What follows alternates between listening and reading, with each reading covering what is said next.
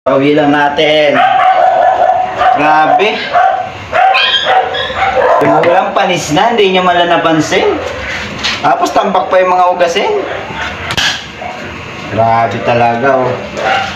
Sa manakit na mga kapatid, kung pwede lang eh.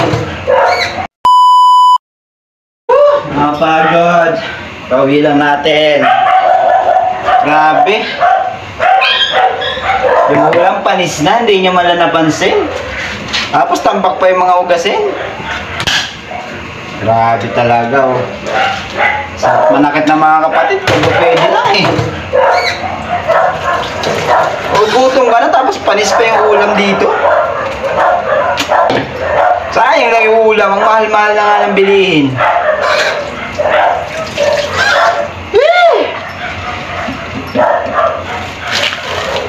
Di man na makapaghugas. Noon yung paglalakwatsa. Tambay. Magagawa niyo sa labas, puro kayo tambay. Ang dami hugasin dito, kayo naman yung kumain, hindi pa nga kumakain, ako pa yung pinaghugas nyo. Ang lalakas nyo, grabe kayo. Ang sarap manakit. Kung pwede lang, mananakit na ako eh.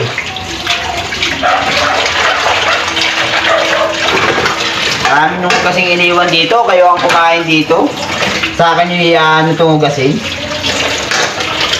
Grabe kayo, grabe. Pang init kayo ng laman loob. Yung lababo, barato pa. Tinirahan yung mga kanin, tsaka mga basura dito.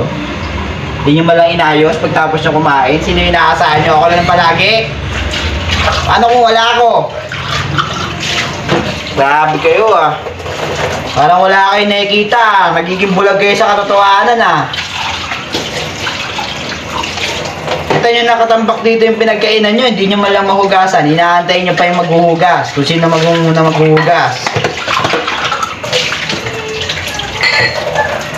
Grabe kayo ah. Iba na to ah, iba na talaga to ah. Nananadya na kayo eh. Nananadya na talaga kayo eh. Sa araw-araw na lang ang ginawa ng Diyos eh. Lagi na lang ganito eh. Sa tuwing uuwi ako eh. Sa akin nakaasa lahat eh. Sarap na talagang manakit eh. Grabe ba?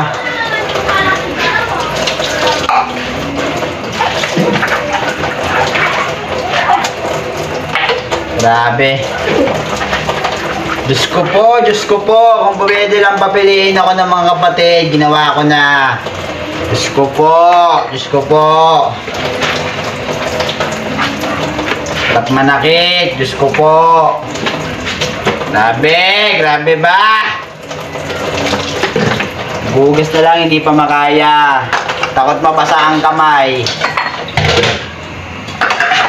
Grabe. Antay pang may milagrong magawa dito sa bahay. Gumawa ng hugasan.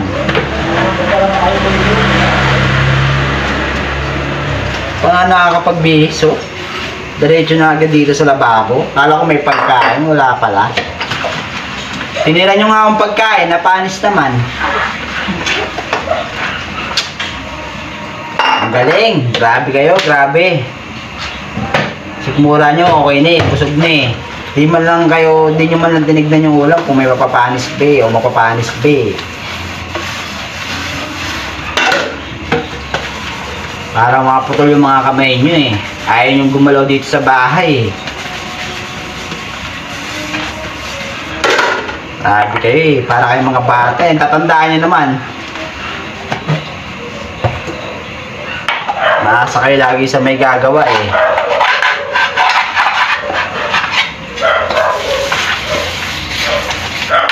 Ulitin nyo pa yan ha. Ulitin nyo pa ha. Nagugutom na ako ha.